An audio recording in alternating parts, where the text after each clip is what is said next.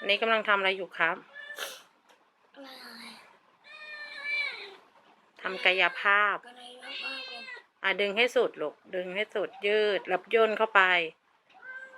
นั่นแหละช่วยเขาเพื่อให้หายครับหมอบอกว่าให้ทำแบบนี้จนกว่ามันจะหาย เศร้าไหมครับก็ไม่รู้ว่าแมวเจ๊จะมากัดทำไมก็ไม่รู้เพราะมันห่วงอาณาเขตไงไปเข้าใกล้อาณาเขตมันไม่ได้ไม่ตาค้างแมวไม่ค้างมันจ้องหน้าหนูไงมันแค้นหนูอยู่เด้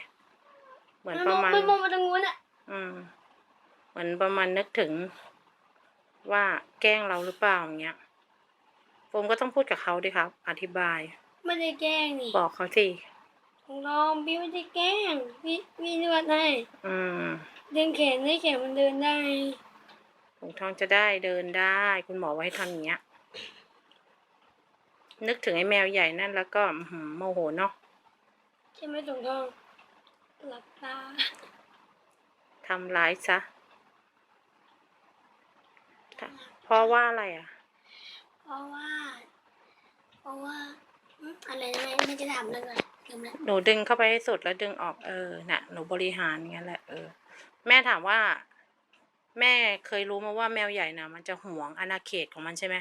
คือใครจะไปเข้าใกล้อาณาเขตเขาไม่ได้ใช่ครับแล้วตอนนี้เขาทำร้ายถุงทองเพราะว่าถุงทองไปเขาอาณาเขตนึกว่าเขาจะเล่นด้วยแมวเด็กก็อย่างเงี้ยเขาดูการ์ตูนในเรื่องอะไรใช่ไหมคนไอ้เรื่องที่มันเป็นลูกแมวที่หลงทางจากครอบครัว3 ตัวแมวตัวแบบเป็นแมวลายอย่างเงี้ยแต่แค่เป็นสีน้ำตาลสีเทา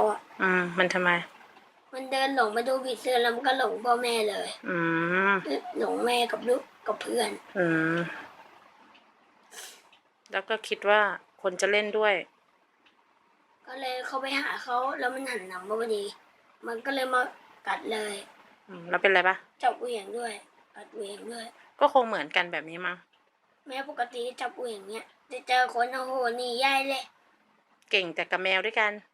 เก่งแต่กับแมวไม่เก่งกับคนเก่งแต่กับแมวเด็กเด็กก็ไม่เก่งกลัวตัวใหญ่กว่าไงตัวเล็กไม่สู้หมาก็กลัวนี่หนูแค้นเหรอลูกแต่อย่าไปทำร้ายแมวนั้นนะเพราะว่ามันก็เป็นบาปเหมือนกันรู้ป่ะเพราะมันเป็นธรรมชาติของสัตว์มันก็เป็นอย่างเงี้ยถ้าเราไปทำร้ายแมวตัวนั้นเราก็บาปอีกมันก็ไม่จบไม่สิ้นนะแต่เราควรจะทำไงควรจะปล่อยมันไปในค่ายต้องหาอะไรมากันไว้เห็นแมวตรงไหนก็มาหามันก็หนีใช่ไหมแม่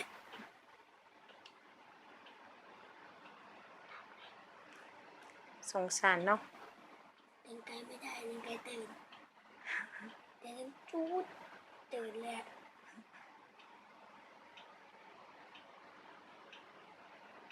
ทำไมเวลามองหน้ามันต้องทำปากเบะๆเหมือนจะร้องไห้ด้วย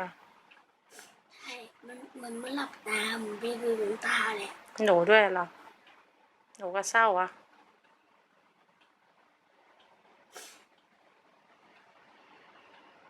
เดี๋ยวตังค์120มาทำอะไรดีไอ้เจ้าแมวใช่ไหมนี่ก็ปลุกฟ้าเอาไปทำอะไรช่วยแมวไงช่วยฆ่าเฟือกมาก่อนเข้าเฟือกหลายรอบแล้วนะช่วยฆ่าเฟือกไหมเอาอะไรวะแล้วบอกรักน้องทุเรศ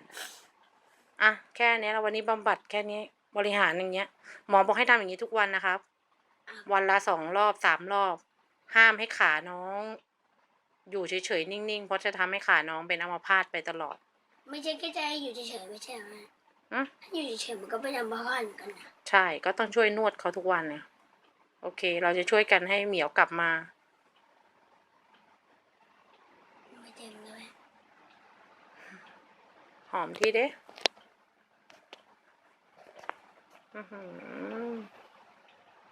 รักสัตว์เหมือนแม่เลยแต่ตอนแรกแม่ไม่ค่อยแม่ก็รักสัตว์ใช่ไหมตอนแรกแต่แม่แพ้ขนสัตว์ใช่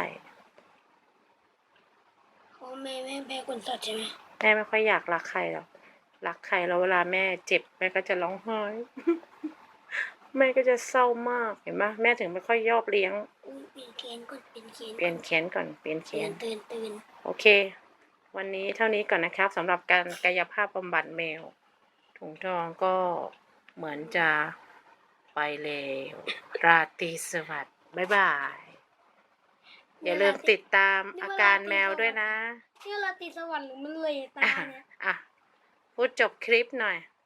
อย่าลืมกดไลค์กดแชร์นะครับสำหรับวันนี้เราก็ต้องขอตัวลาไปก่อนดึกแล้วเนี่ยถ้าคนที่ดูที่กรุงเทพก็ขอให้โชคดีนะครับเช้าอยู่เอาหรือเปล่าไม่รู้แค่นี้ครับแค่นี้นะครับสวัสดีครับสวัสดีไม่ได้ไหมอุ้มแมวอยู่